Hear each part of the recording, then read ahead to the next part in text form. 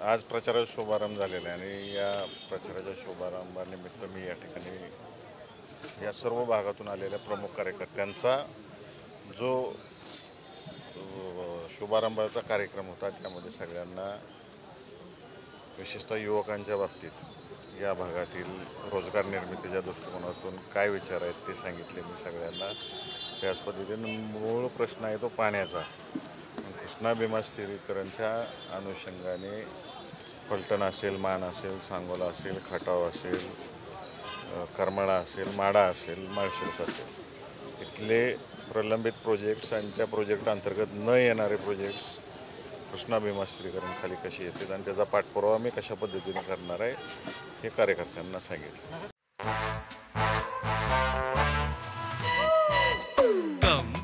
Come, my love, please don't say no, baby. Come, my love.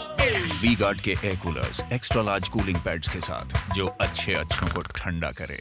V-Guard air coolers, long lasting cooling. ज्या उमेदवाराला आपण 1 लाखाचं मताधिक्य दिलं त्यांना आपल्याला आज डिपॉझिट जप्त करा अशी टीका सोलापूरमध्ये केलेली आहे, त्याला काय उत्तर असणार आहे? शुभेच्छा।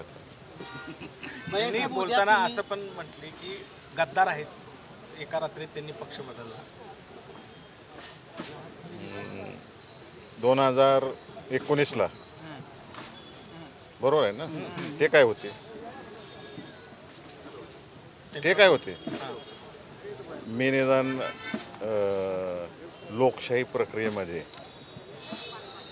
अकलूजचा सरपंच, माळशिरस तालुक्याचा पंचायत समिती सदस्य, सभापती, जिल्हा परिषद सदस्य, पक्षनेता असं टप्प्याटप्प्याने गेलो आहे आणि वेगळ्या मतदारसंघातून आलो आहे। नुसतं अकलूजमधनं निवडून नाही आलो, बाहेर जाऊन उभा राहून निवडून आलो आहे।